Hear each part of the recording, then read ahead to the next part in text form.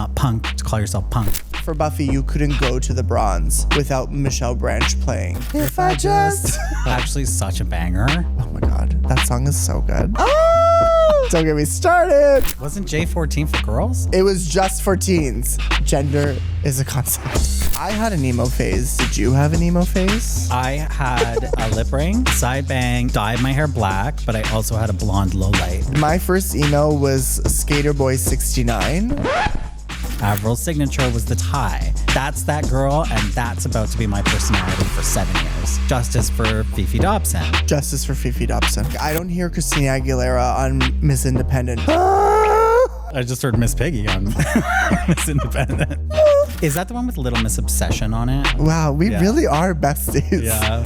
iHeartRadio Canada presents Bestie Listen. Here's the thing. We started out friends. Yeah, it was cool until it was all Pretend. not like us, though. No. Welcome to Bestie Listen. Welcome. What's the next line? I don't remember. That's not important today. Hey, Sean. Hey. How are you? I'm good. How are you doing? I'm good. You know why? Because We are talking about pop rock. girlies. Exactly. Uh-huh. That is like a whistle just went across like not A elder. dog whistle. Yes. Yeah. Medium millennials everywhere. Yeah. It's one of my favorite.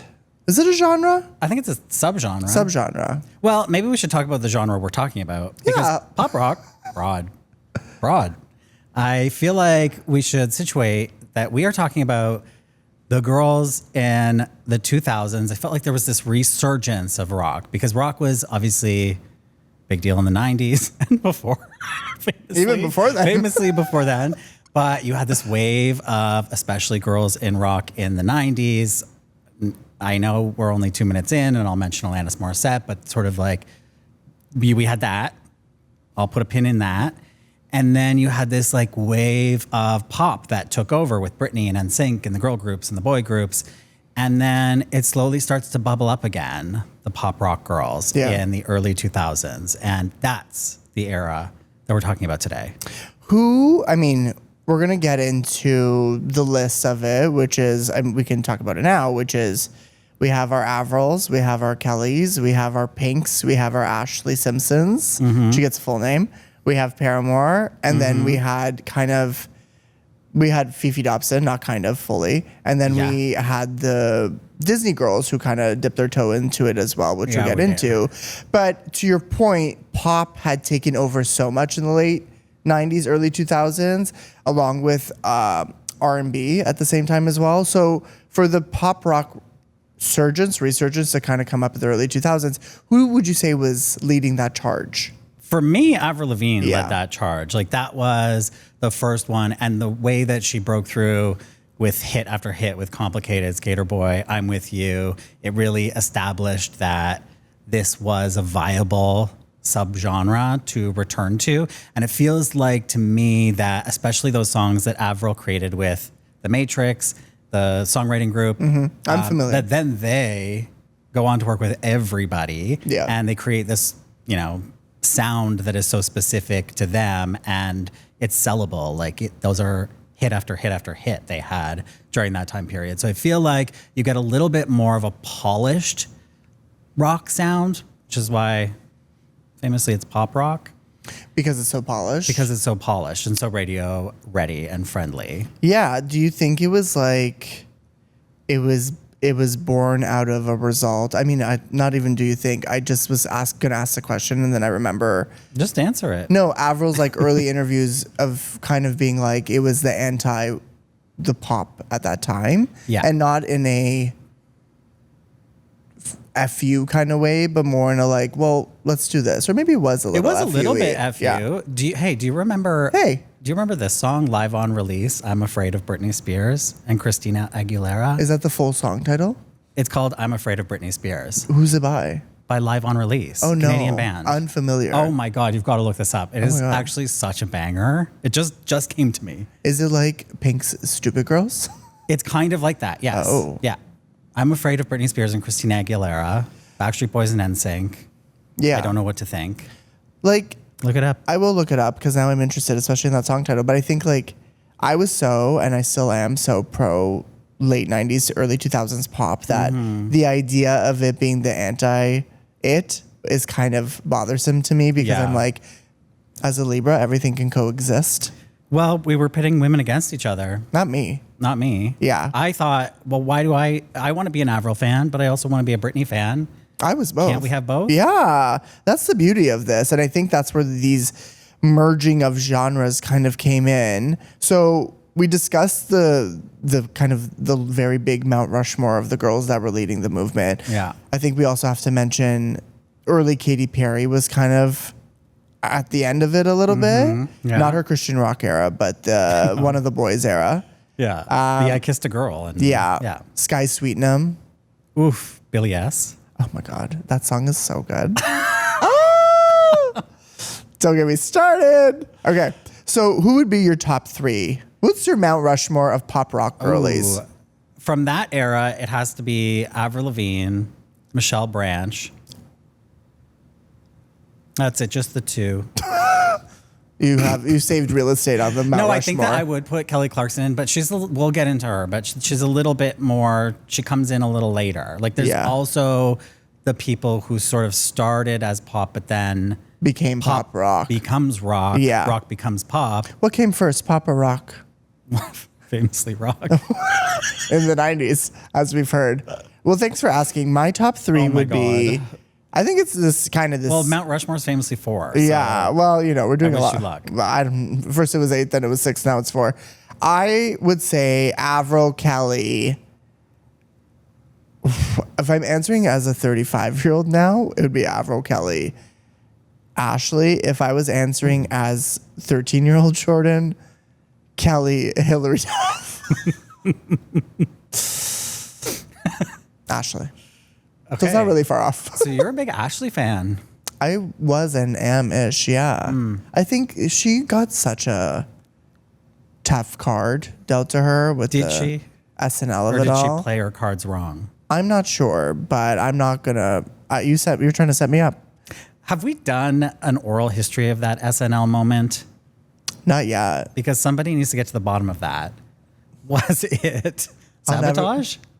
I think I don't know if it was sabotage, but I think it was like something went awry because I always think about now, if that were to happen now, if someone were to lip sync on SNL, I mean, also like. Which they do. Yeah, for by the sure. way. It happens all the time and some should.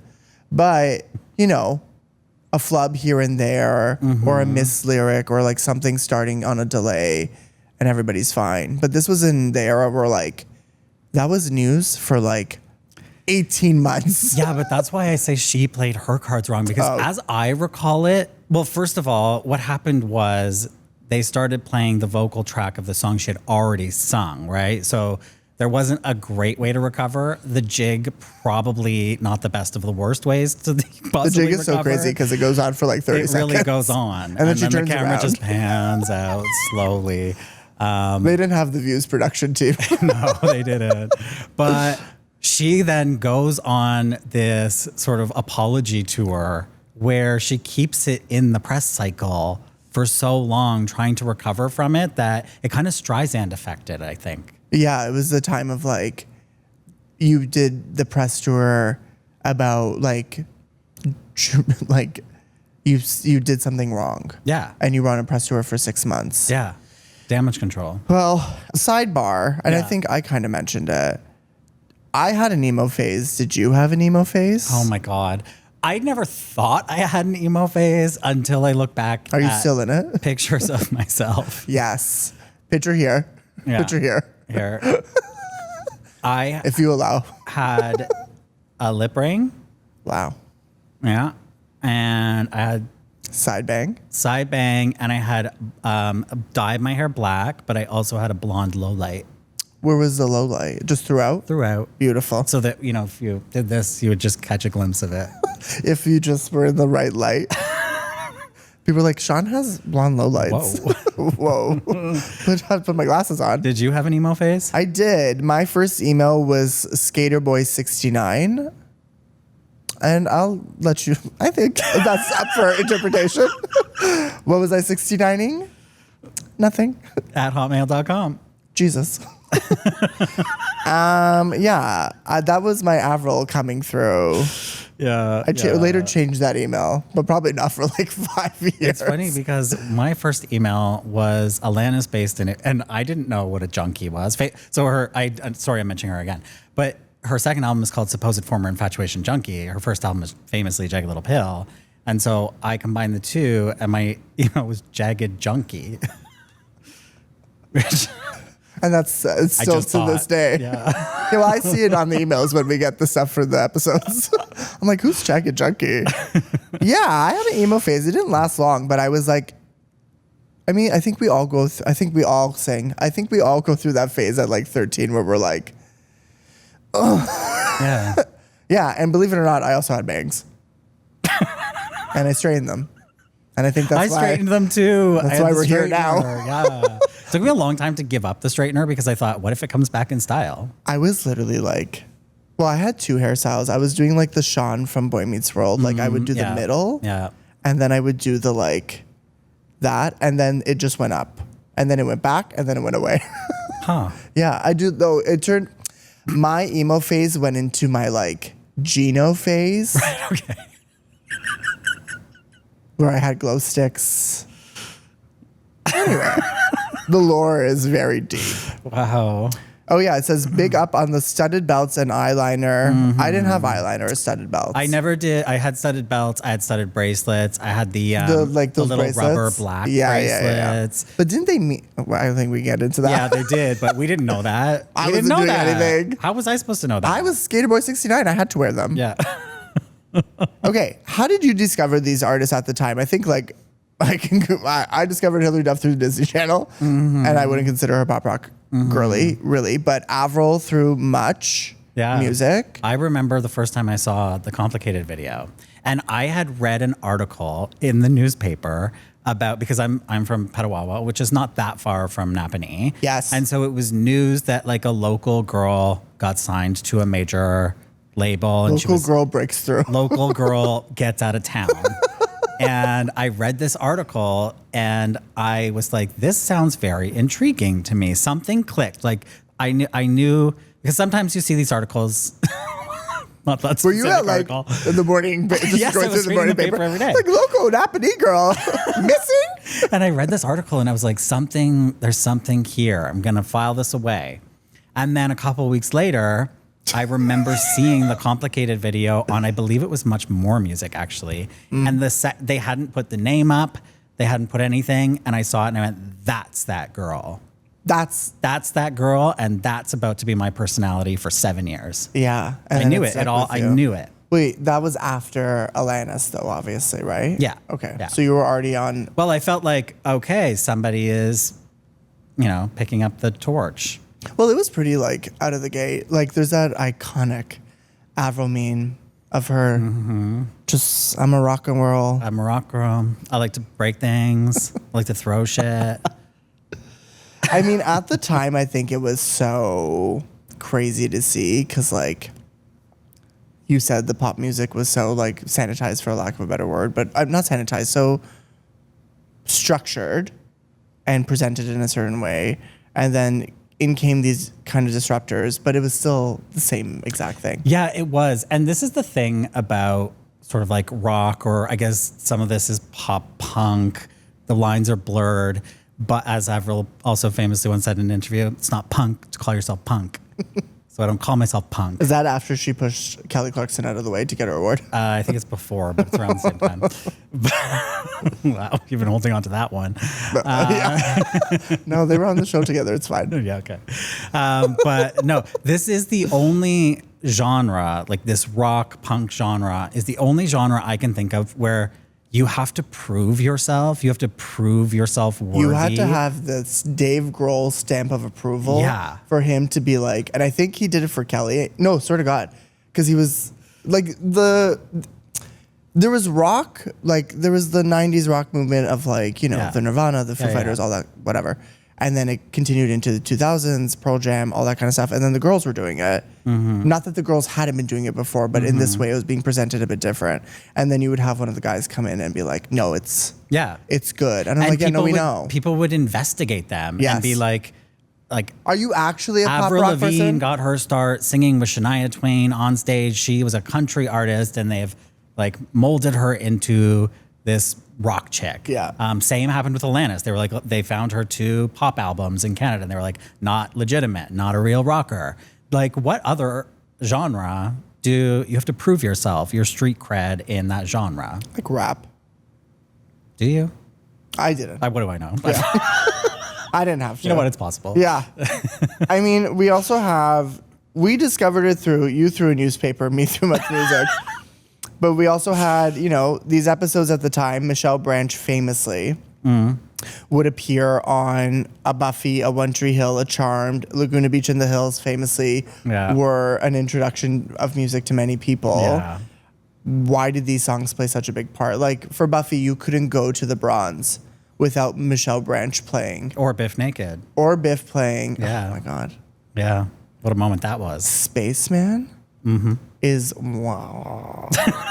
There's no Fefe Dobson without Biff Naked. Oh yes. Let's have that conversation. But yeah, this was, the way that you discovered music. Well, and I feel like those were such big opportunities to get your songs in TV shows, because where else would you find your music except the radio? Well, yes, but also like, especially for Avril and Fefe, the CanCon of it all, like you were either a much music girly or a much more music girly, but you were getting fed the like Avril, the Fefe so much. And I was devouring it. Yeah. Like I can envision myself sitting in front of the TV, seeing the I'm With You music video. Just, it was being played all the time. It's playing in my head right now. No, literally it's playing in my head right now too, right? What a moment. What a moment. What a moment. Yeah. I used to work at The Gap in 2004, and they have famously great playlists. There's an incredible Instagram account called Gap Playlists or something like that. And they find old Gap playlists and then post them, and they make Spotify playlists of the Gap. I didn't know that. It'll be like the fall 2006 playlist or whatever. But I used to work at The Gap, and they had such good songs playing in there. But this was pre-Shazam. So I would go to the cash register, like take some paper out, write down lyrics so I could go home and look it up. Oh my God. And that's how I found a lot of my music. Actually. We're 100 years old. I know. It's really sad. Speaking of music discovery, do you think like we are or one of the last generations that truly discovered music through television? I mean, I would say yes, definitely. Yeah. There's... In the sense that we watch TV. There's still stuff. I mean, look at the resurgence Kate Bush had because of Stranger Things. Like, it still happens. So true. What a great example. Happens, but I think not as frequently. Just happens differently. I think it happened so much more then, and now it's like, song usage when it happens now, to your point, the Kate Bush thing is so monumental. Yeah. Because then there's the TikTokification of it. Yeah. And then especially like Kate Bush being introduced to the younger demographic of Stranger Things, which is like crazy. And it's like, wait, wow. What a time. Yeah, what a great way to be introduced though. But for us, it was different because like we had proper engines designed for music education, right? Yes. So much. Yeah. And for our American audiences, MTV. I forgot about them. Yeah. Those education purposes were like, I was sat in front of that TV for like an hour and a half after school being like, okay, I'm soaking this all in. Well, you get the interviews, you get the clip packages, you'd get there was that half-hour show where they would show all the music videos that artist has up to that time. So yeah, there was more of an education around the artists and fostering that fandom for the artists, for sure. We touched on this a little bit, the pop dominance in the late 90s and then coming into our rock girl era. Okay, so Michelle Branch is used in an iconic episode of Sex and the City. It's called The Catch. Carrie's on a flying trapeze, as she is often, and she's writing an article. But why? You asked that question. Why wouldn't Carrie be on a flying trapeze? She was a writer. She was experiencing different things, and she had to. Pushing herself to the limit. Exactly, on a trapeze. For her art. I think what's most interesting, and I might be speaking out of turn, but I think it's like a really dominant it really catches you off guard, the song usage, like when it happens. Because every time I rewatch that episode, I'm like, oh yeah, Michelle Branch is in an episode of Sex and the City. You kind of forgot how big she was at the time. Do you remember what song it was? Everywhere? It's Breathe. Yeah. What do you think about that song? How does that one go again? If I just... You can't use it. Can't use it. Jane. Yeah, okay, I know the song. That's not my favorite Michelle Branch song. What's your favorite Michelle Branch song? I think it's Everywhere. Oh, yeah. Yeah. Not Goodbye to You. Goodbye to You is really good. I'm going to sound a little stupid, but like I don't know. I only really know the singles with her or like the other ones. But the other day I was jamming out to Goodbye to You and all the other singles. And I was like, fuck, these are like exceptional. Yeah, because I think Goodbye to You was the lead single from her second album, I want to say. And it always reminded me of, like, I felt like Goodbye to You was Michelle Branch's If It Makes You Happy by Sheryl Crow. Yes. You will There's always such bring up a- Sheryl Crow. There is such a parallel there. If there's one thing you're going to do, it's bring up Alanis Morissette or Sheryl Crow. I feel like I never bring up Sheryl Crow. I'm not talking about Sheryl Crow enough. Roll footage. Okay. I mean, also, if we can't talk about Michelle Branch without talking about Vanessa Carlton. Love Vanessa Carlton. White Houses, Yeah. one of the greatest songs of all time. White Houses is such also a tribute to Kate Bush. If you watch that video. It is. If you watch that video and then you watch the video for Running Up That Hill, same video. Okay, I'm going to go do that when I get home. Yeah. Okay, that's all I had to say about Vanessa Carlton. Right. And I did want to say about Michelle Branch. Here's a beef I had with Michelle Branch at the time, because I was guilty of pitting women against each other, because I thought that Michelle Branch was biting Avril's style a little bit, because Avril wearing came a out tie? famously with the tie. Avril's signature was the tie. Oh, we should have worn ties today. I know. I thought about it. No. Didn't Didn't. do it. And Michelle Branch was coming up right at the same time. In fact, Michelle, I don't know for sure, but she may have released music before Avril, but it was like the same time. And so they're both rising to prominence at the same time. And Michelle is out there wearing a tie. And I was like, you can't do that. You said only, Avril's only thing. one woman in music Only can wear one a tie. woman can wear a tie at And a her time. name is Avril. And right now, Diane Keaton's on vacation. And so Avril was the only one that, for me, was allowed to wear it. But then Michelle stopped. I think Michelle, somebody Somebody told her to stop. They said, Michelle, put the ties down. We're done. I learned how to tie a tie from a clip out from J14 magazine. No, That you was, didn't. swear to God. Well, my dad probably told me, but I wasn't listening. But it was Avril Wasn't Lavigne's. J14 for girls? Oh, because It was just for I'll teens. let you finish your story. Not for girls. Gender is a concept. I bought them too. We're both gay. I'm not gay. Gay? Whatever. Next. Okay. Speaking of Avril. Wait, I'm not done with this I cut out. There was like how to tie your tie like Avril Lavigne and be a So cool it was chick at for school. girls. And I went to an all boys Catholic school, and every day I had it on my closet, and I was like, okay. You went to an all-boys Catholic school. Did it have uniforms? Yeah. So there was already a tie. Yeah, it wasn't pre-tied though. Okay. Okay. Got it. God, Heard you. Loud and clear. Speaking of ties, Avril Lavigne. Yeah, let's talk about her. Okay, so we talked about her a little bit. What do you think separated Avril from the rest of the musicians at the time, and also her leading the pact in all this? Yeah, I think that what makes Picturing Avril... Avril running with a torch and all the girls behind her. Yeah, it's that with her long shorts. Yeah. and her tank top. Or her at the Much Music Video Awards where she had her ass Or cracked she had out. her ass out and wrote MMVA on it. Yeah, I liked that. She had such a vision. She did. I think she had such a clear vision and really sold it so well, because she was really like not just the anti-pop star, but she was also so unwilling to be media trained that you couldn't forget it. To a defiance. It was difficult to watch and you couldn't look away. Yeah. But I feel like the thing with Avril is that what really makes her work is that the second album was so much stronger than the first album. The second album's Under My Skin. Mm-hmm. Yeah. I remember trading a girl in 8th grade. I gave her Breakaway and she gave me Under the Skin, but I was like, I was like a pusher. I was like, you have to listen to this. And she's like, only if you listen to Under the Skin. And then I listened Under My Skin. And then I listened to it and I was obsessed. Well, do you know what those two albums have in common? I do. I'm not saying his name. Oh, I thought it was Dr. Luke. Delete that. Cut that.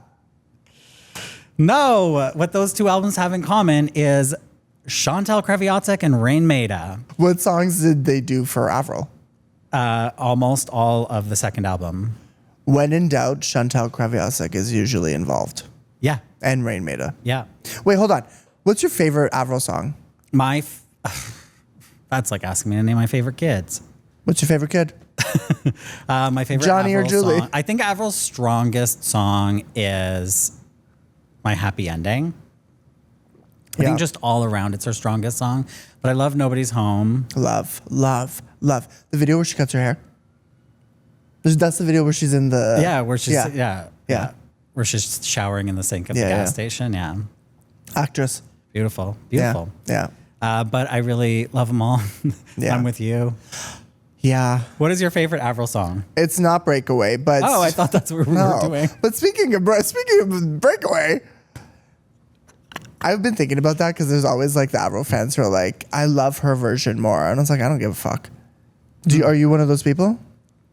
Oh my God, are you? Me? Is it the lyric change? Or whatever that stuff is? It's just that I can hear, even when Kelly released it, I could just hear Avril singing it. See, I could never, because like I don't hear Christina Aguilera on Miss Independent. Oh, I do. Oh, I don't. I really hear it. I don't, and thank God. I just heard Miss Piggy on Miss Independent. I love Breakaway. I do think it's respectfully. I think me as a Libra, we're gonna come together and just say, how beautiful is it that we have a Kelly Clarkson song written by Avril Lavigne? Yeah. And it was on the Princess Diaries 2 soundtrack. Literally, what more do you need from music or life? Yeah, and culture. Kelly's version is beautiful, and I think it's so of its time. Yeah. It's very much the Kelly Clarksonification of that song, where Avril, I'm so happy she gave it away. And they talked about that when she was on the show.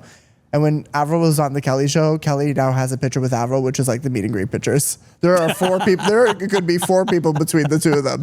Anyway, I was so excited when she was on the show because I was like, we're finally getting like my 2 girls together from that time. Can we talk about Kelly Clarkson? Yes, I would love to. Because her first album, Not So Rock, second album, Rock Girl. Yeah. Okay, so on our cards, we have like notes for each person. And under Kelly, it just says... It's shadily. She has, since you've been gone, behind these hazel eyes, my life would suck without you. How dare you? She has more than that. She has a lot more than that. Don't even get me started on that. But I feel like, do you know what? I'm gonna start going off. I'm gonna go off. The first glimpse I got outside of American Idol, because you could see that there was the rock Those are rumblings. There were rumblings on that stage. At the Hollywood Theater. Yeah. And then on her first album, it's like the 4th single or something, Low. When she comes out in that Aerosmith tee, I was like, oh, I see where we're going here. I see what we're doing. We're playing the long game. Low is so fierce. Yeah. I love Low, and it famously like kind of flopped. Not at my house. No, I mean her trajectory of first few singles is crazy because we went from A Moment Like This to Before Your Love, which was the second Idol song, and then we went to Miss Independent as the lead single from Thankful. Yeah. They were just trying everything. Well, for sure. And that's, it's just for her. Yeah. But yeah, it comes into all of that. Then we went to Low, which I believe was the second single on Thankful. And then, wait, there's no other single from Thankful. Am I missing it? Don't ask me. No, I know. And then Beautiful Disaster was like kind of a single, but not really. Yeah, which is an incredible song. Yeah, she has a lot. I would say like, sometimes first of all, I've talked about her on probably every episode, but now I really get to talk about her today, so I'm about to queen out of it. Let's go. Let's fucking do it. The track run on Breakaway, I think, is really exceptional, and I don't think it gets enough attention. To do Breakaway, Since You've Been Gone, Behind These Hazel Eyes, Walk Away, into I think Gone was the Where does almost. Because of You fall? Sorry, in? Because of You in Yeah. between that as well. Yeah. It's an incredible 5 single run. And that's not even getting to the back half. No, the back half is amazing. It's amazing. And then it has Beautiful Disaster Live. Yeah. You know what I was listening to the other day? Addicted, which is an incredible song and should have also been a proper single. Breakaway really is that girl. Can I tell you my favorite Kelly Clarkson Please, song? I would love to hear. Never Again. Never Again. Fierce. From My December. She has Never Again. She came on that track mad as hell. As hell. Yeah. Like 'Cause she was. Do you know? I think this is the second time on this podcast that I'm bringing up. Do you remember the Maxwell tapes and Yes. CDs, blank CDs? Yes. And there was that guy in the chair that's like being blown away by the sound. That was me the first time I heard Never Yeah. Again, and every time since. Never Again is the loudest song ever recorded next to Beyonce's Ring the Alarm. Yeah, They're which both, kind of fits into this genre as I've well. always, Yeah. Ring the Alarm is so good. And I've always kind of put them beside each other on a shelf of like, Never Again, Ring the Alarm.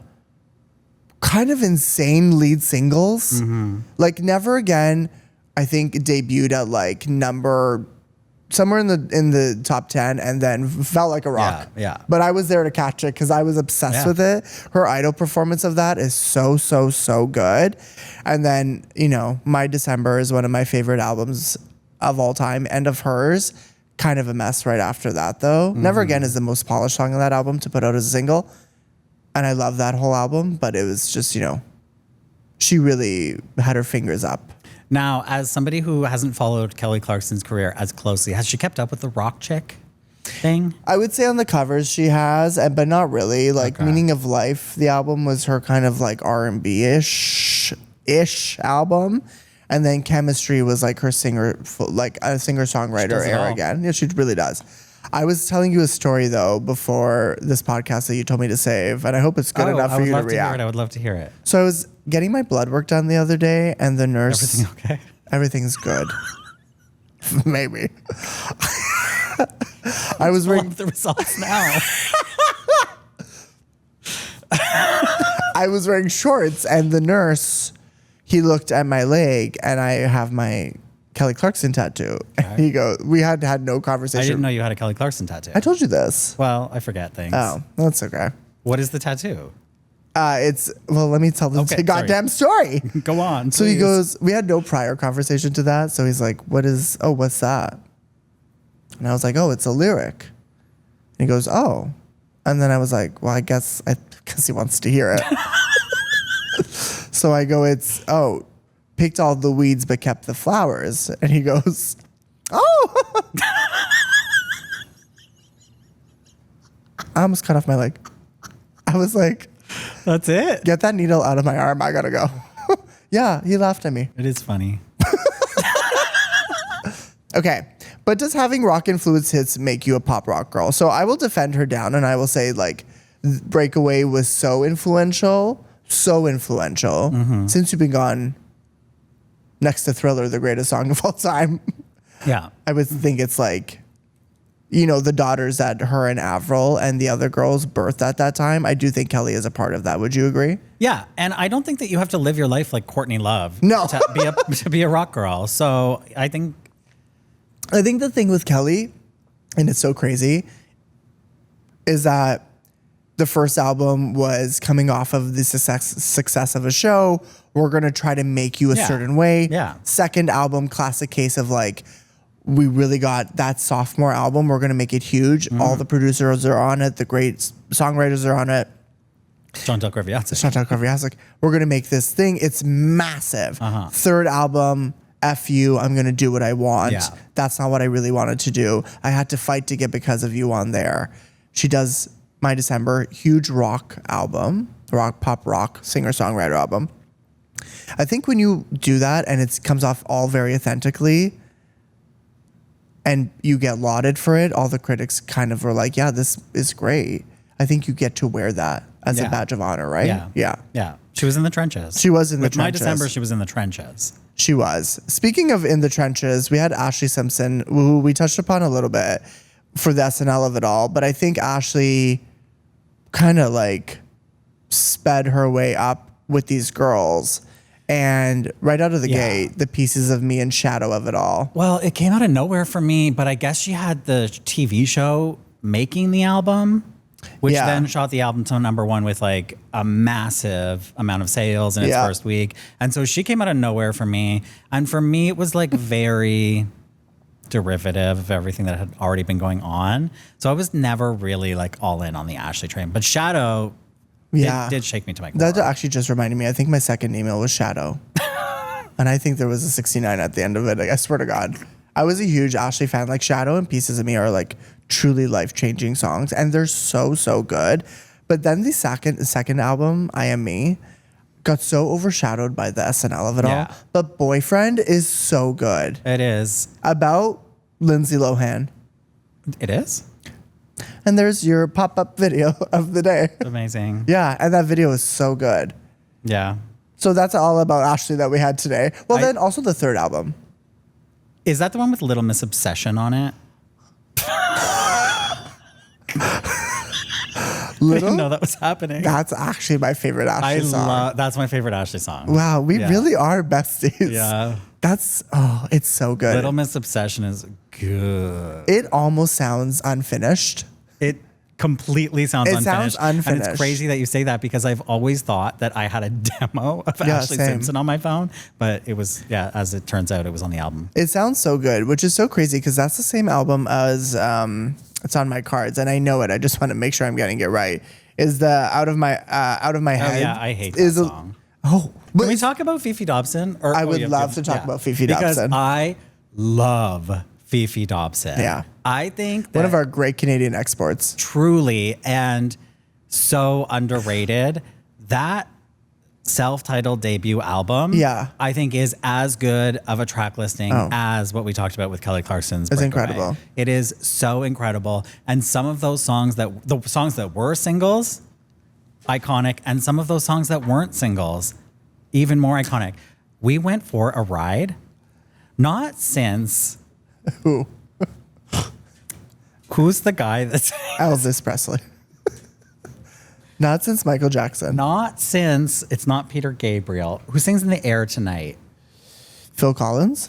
Not since Phil Collins in the air tonight has there been a drum roll We're in simpatico today. like there is in We Went for a Ride. I agree. I think what you were saying about the single runs is like actually kind of crazy because she like tore with that album. Also, what's that song from that movie? Everything. It was on the Family Channel a lot, the music video. Everything. Yeah, that's a great song. Yeah. That is such a good song. Yeah. Who did she write for? Well, this is the whole gag. This is the whole gag about Fefe Dobson is that she has this incredible first album, but doesn't quite reach the heights as like an Avril Lavigne, etc. Well, I think, she was huge here. She was huge here. Yeah. But it wasn't enough. So then Yeah. she records Wasn't this enough. second album, Sunday Love, famously. Wow. And then they hear it. They put out some singles. They don't really do that well. The label hears the finished album and goes, "It's a little dark. We're dropping you and shelving the album." The album leaks and the fans are like, "Better than the first. We love this. Justice for Fefe Dobson." Justice for Fefe Dobson. So then she's at home, wallowing in self-pity, turns on the TV. Miley Cyrus is singing Start All Over. Oh! Selena Gomez is singing As a Blonde. Start all over. Oh my God. Whoa. As a Blonde. So I forgot. the songs. I'm sure. I just was thinking about- I'm sure she had to like agree to give them away, but like, Yeah, of course. I was just thinking about They got Start All handed Over out. because I was listening to it a few weeks ago, as I do. Yeah. That is truly an exceptional song. Mm-hmm. Yeah. That kind of leads us into our next topic, Okay. which is like the daughters, the mothers produced, Yeah, or the the side. granddaughters, really. The granddaughters. So Fefe kind of, gave her songs to Miley. Not that Miley has her pop rock stuff. We had the Veronicas. We had Sky Sweetnam, as we mentioned. We had Liz Phair. Lindsay Lohan. yeah, daughter to father. Yeah, but not even that. The Herbie Fully Loaded song. okay, first is I'm gonna come first. Also, hello. The second single from the first album, Speak. It's Rumors, and then it's Over. Oh my Over? God, the performance of Over on Ellen. Yeah, well, any Lindsay Lohan performance anywhere. The New Year's Eve performance of Rumors, wow, that's crazy. Woof. Woof. But Over by Lindsay Lohan, even though Rumors was the first single, and that's obviously like in the era of a Britney whatever, Over is so pop rock. Yeah. And I think so a Kelly Clarkson daughter, almost. Yeah. Like that is just so, and it's a great song. Truly. It really is. I can start crying. I know. But I think that whole second album where she gets to, once it's just like Kelly, gets to like lean in fully to the pop rock sound, I think she creates an incredible album. Well, Daughter to Father is absolutely exceptional. That is and the video, so literal. And then she had telekinesis in the video. Things were flying. She broke was glass. beating us over the head with that one. Yeah. Even Hillary Duff, it says here, which is usually how I start or end sentences, which is even Hillary Duff. Well, the thing is, Hillary Duff, because I mean, we sort of like brushed over the Liz Phair of it all, but it's fine. It's just like we can't call her a daughter. She's actually like one of the founding mothers of this whole thing. And what's funny about her and Hillary Duff and all these people who end up working with the songwriting team, The Matrix, is that they're all just creating these same thing. sound-alikes of Complicated. They gave them out to Lilix. They gave them out You need to make a compilation of just me moaning today. Yeah. I forgot about Lilix. So all of these people had their own Complicated written by The Matrix. Yeah. And what's really funny about Liz Phair doing it You really is came that to work today. She started this whole thing, and she was so in your face in the 90s with Exile in Guyville. It's like 93, I think. And she was saying the most insane shit on that album, like some sick stuff. Well, and then she comes out with this like polished Avril Lavigne copycat, and everybody was like, what is this? Pitchfork famously gave that album a 0, a perfect 0. And it was a very, Not even it's a Peppa very, Pig. it's a very iconic review. If anybody wants to look that up, they just, I think, in the past couple of years, revisited the review and gave it like a 3.4 or something. Oh God, you just left it with the 'cause they were 0. like, maybe we were. But a why little did it get? harsh. Is it a bad album? It's like, yeah, it's listenable. Liz Phair was sort of the Pitchfork poster girl of like cool rock chick, and then it was seen as selling herself out. So it was the Avril Lavigne-ification of Liz Phair. the rock genre, Yeah. which is like the Britney Spears thing happening to the other girls. Okay. Yeah. Crazy. I love when you talk about this stuff. I actually am really enthralled. Thanks. So wait, how did we get from Hillary Duff to Liz Phair? Well, because Hillary Duff was also making copycats of Complicated with The Matrix. So yesterday? Yeah. Yeah. So yesterday, I just though, feel like there wasn't much left to say. about Hillary Duff? About about the that songs, genre? in the songs. Yeah, I don't know. So yesterday, is, I think, of like a Since You've Been Gone, almost a daughter. Please. Also, apparently Since So Yesterday was sent to, or Since You've Been Gone has a story of that it was sent to Pink and Hillary Duff. I think I've heard that. Yeah, I and didn't hear the was Hillary like, Duff part. Hillary was like, not for me. Don't put me in this. Not for me. No. But yeah, So Yesterday into Come Clean, both of those very pop rock tinged. And then Fly. Do you know Fly? Liz Phair to you is Hillary Duff to me. But all those, this is the Disney Channel girls kind of had all their pop rock era. So Hillary had hers. Famously, Demi started as one. Mm-hmm. And I think Demi's early stuff is like really, really, really good. Well, I believe you. La La Land.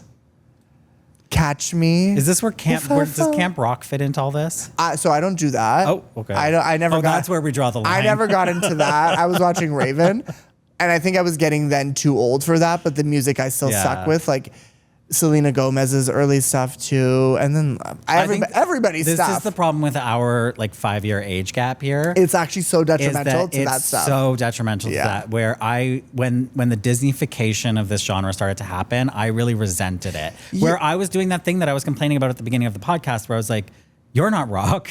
Me? No, them. Yeah. And it like bothered me, but it shouldn't bother me. That I need to get checked.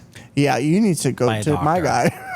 Do you think that the I don't give a fuck attitude of the pop rock girls of yore has kind of gone away now?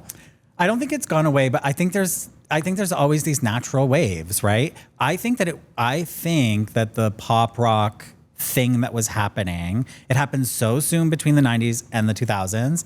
And then it took a really long time to come back. But I think it has come back. And I think the best example of that is Olivia Rodrigo, who just copied Paramore songs and became famous. I actually love Olivia Rodrigo. Yeah. And I think that she has, like, I take that back. I mean, she did copy the Paramore song. Like, she had to give them royalty on it. Yeah. I mean, I'm not getting into, I don't have my legal hat on today, but it's already settled in the courts. Great. Thank God. The Cure on this most recent album, which I'm obsessed with. I think it's so good. The Cure, though, is a Foo Fighters song. It's Everlong. Okay. Are you familiar? You're... I know we were going to talk about guys today, but I love the Foo Fighters, and then I was listening to The Cure, and I was like, wait, I know this sound. I've only listened to the Olivia album once all the way through, so I can't remember. It's really fierce. I'll be well acquainted when soon. this episode drops. You'll be by the time this episode drops. Yeah, I'll be the one in the comments. Or did we transition to the I don't give a fuck girl into the sad girl? And I think we kind of did that. We did, yeah. So I think the Lanas and God forbid Ethel Cain. Jesus.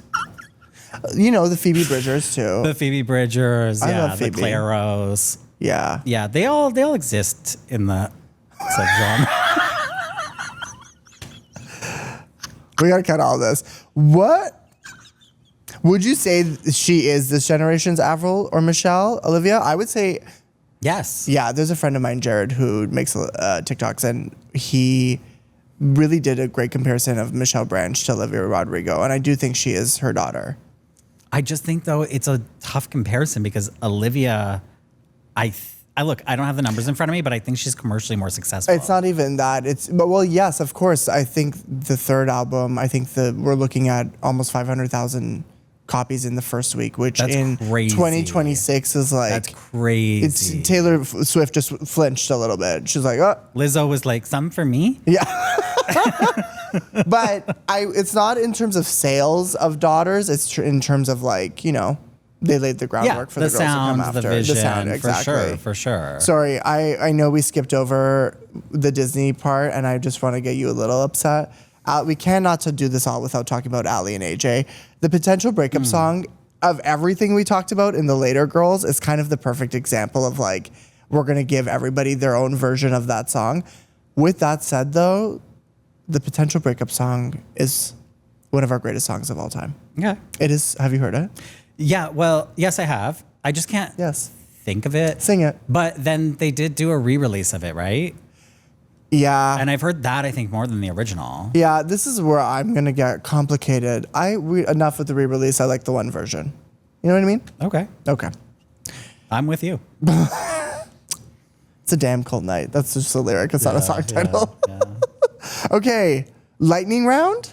Sure. Okay, we're doing a lightning round. We've been told to keep it short, which is a note I get often. Okay. I'm going to give it to you. Best song. Never Again. Best song.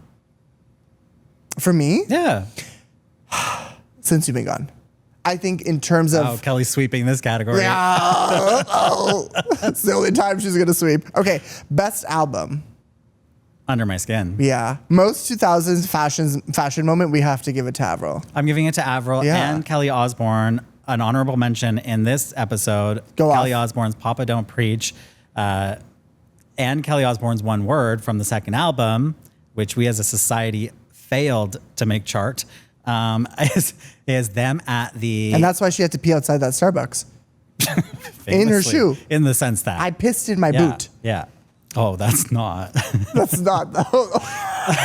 But okay, go. Avril Lavigne and Kelly Osbourne attending the MTV VMAs together and flipping off the paparazzi the entire time they're on the red carpet. Sitting in the audience for the Britney Spears, Madonna, Christina Aguilera performance, and the camera panning to them, and Kelly like this.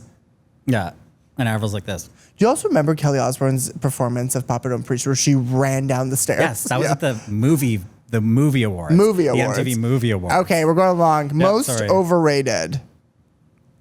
I love everyone. Hillary Duff. That's sure. Yeah. Most underrated. Hillary Dobson. Fefe Dobson. Yeah, you're right. For sure.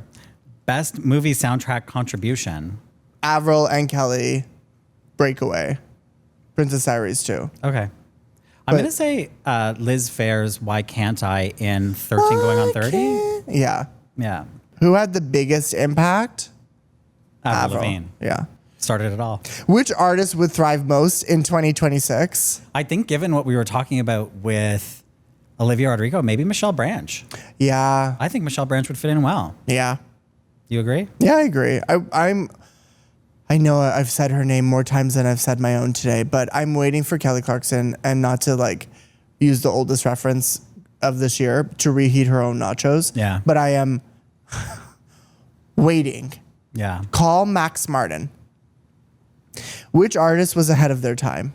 Fefe Dobson. Fefe Dobson. Yeah. I don't want this to end. I have so much more to say. What else do you have to say? There was something else that we didn't even bring up. Mariah Carey's punk album that's never been released. That's the thing. Is that what it was? That's the thing, is that the way that this can really have a resurgence, this genre. Yes. Because think back. The 90s, it really all started with... It really all started with the grunge movement, Nirvana, Seattle. Like we need grunge ushered in rock and then pop rock, 100%. Right?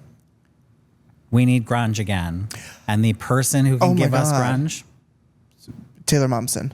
Oh, Mariah Carey. Mariah Carey. Yeah. Well, Taylor Momsen covered Mariah Carey's song from her unreleased pop punk rock album. Yeah. And shout out to all two of you who heard that. Okay, but it's on YouTube actually. I know. I know. It's so good. But I don't want the Taylor Momsen version. I want the Mariah Carey version. No, the Mariah. Oh, I think I'm speaking out of turn, but I do think it's on YouTube. It's just not officially released. No, I don't think it is. So research department, look that up and let me know. Either way, what I need is like a full remastering of it. I need a promo tour. Yeah. I need a tour. Well, that's what I love about Mariah Carey is that she is such an onion. And just when you think like, no, like she says it all the time. She still doesn't get enough credit for her songwriting. Mm-hmm. She really doesn't. Them chickens is ash and I'm lotion. Yep. Huh? Greatest lyric of all time. And then to have a pop punk rock album that you just never released is so... And she has been on a press tour for about 30 years talking about possibly releasing it. Oh, yeah. And she's always like, I don't know. She's like, maybe now's the time. Might be the time. You know, I'm really happy we got to talk about this today because this means a lot to me. Me too. And I got to feel like I was 13 again. Yeah. Which is what I feel like when I listen to Olivia Rodrigo as a 35-year-old gay man. Oh, yeah, for sure. Yeah. I was like, yeah, girl. Yeah, girl. I would be, if I was 13 now and MSN still existed, the way I would be Olivia Rodrigoing that status update, it'd be crazy. Yeah. And it'd be about nobody because I didn't date anybody for like 10 years. And the swirls and the flowers. Oh. And like you're logging on and off and on and off and on and off Nudge to get the somebody. attention. Yeah. Hey, cutie. I know it well. All right. Well, I think we've done what we can today for the pop rock genre. It's been a joy. I think we'll do it again. We have more to say, but probably nothing else. Huh? Well, we didn't even talk about Avril's post-Lyme disease era. I don't think we have that time today. Next time. I got a lot to say. Yes. Thank you, Sean. All right, here's to never growing up. Always. So much for my happy ending. Did you already say that? Yeah. Oh, well. Should we sign off? Bye. Bye. See you guys later next week when we talk about... God knows what. Oh, brother. Cameos. We're going to bring in a dictionary for Jordan. I have a dictionary.